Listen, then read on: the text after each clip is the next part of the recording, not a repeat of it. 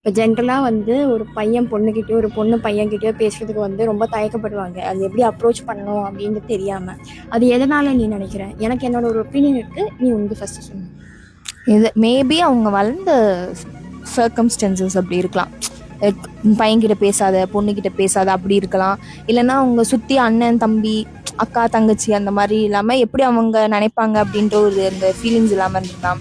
அந்த மாதிரி இருந்தால் சரி நம்ம போய் பேசினா அவங்க அதை எப்படி ரிசீவ் பண்ணுவாங்கன்னு தெரியாது அப்படின்றதுக்காக மேபி இருக்கலாம். இது கேர்ள்ஸ் ஸ்கூல்லேயே படித்தவங்களுக்கு போயிட்டு டக்குனு ஒரு பையன்கிட்ட பேச வராது, பாய்ஸ் ஸ்கூல்லேயே படித்த பசங்களுக்கு போயிட்டு டக்குனு ஒரு பொண்ணுகிட்ட பேச வராது.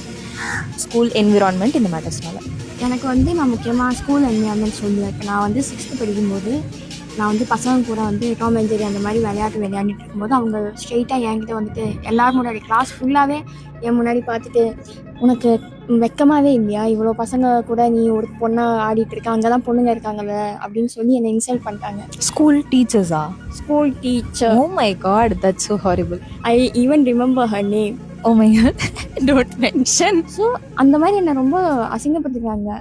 அதுக்கப்புறம் பாய்ஸோட பிஹேவியரே சேஞ்ச் ஆகிடுச்சு டுவர்ட்ஸ் மீ. நான் விளையாட போகும்போது பாய்ஸ் வந்து இல்லைல்ல மேம் பார்த்தா திட்டுவாங்க, வேணாம் நீ கேர்ள் வேணாம் அப்படின்னு சொல்லி ஆக்சுவலி நான் வந்து 12th ஸ்டாண்டர்ட் வரைக்கும் எனக்கு அப்புறம் ஒரு பாய்ஸ் இல்லை ஃப்ரெண்ட்ஸ் வரல. மேபி லைக் சும்மா பேசுகிற மாதிரி 9th 2 பேர் இருந்திருப்பாங்க. அதுக்கப்புறம் எனக்கு யாருமே இல்லாத மாதிரி. அது ரொம்ப தப்பு. ஒரு டீச்சரே அப்படி வந்து கோயட்ல படிக்கும்போது என்ன பையன்கிட்ட போய் பேசுகிற, பொண்ணுகிட்ட போய் பேசுகிற, அதெல்லாம் ஸ்கூலில் கொடுக்குற ஸ்ட்ரக்சர் தான். அதுலேருந்து நான் ரொம்ப மாற்றினது வந்து எங்கள் காலேஜ். அது எனக்கு ரொம்ப அப்ரிஷியேட் பண்ண வேண்டிய ஒரு விஷயம் நம்ம காலேஜில் வந்து. அதுவும் நம்ம டிபார்ட்மெண்ட்டில் மெயினாக நம்ம டிபார்ட்மெண்ட்டில் எந்த மேமோ எந்த சாரோ வந்து ஒரு மாதிரி பேசுகிறது அந்த மாதிரி நம்மளுக்கு அந்த ஆம்பியன்ஸே கொடுக்கல.